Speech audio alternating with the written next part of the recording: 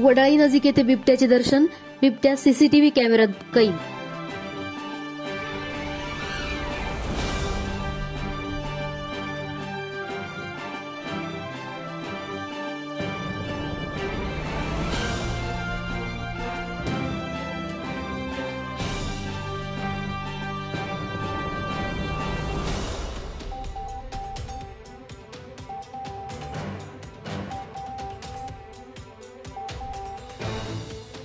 तात्काळ पिंजरा लावण्याची मागणी.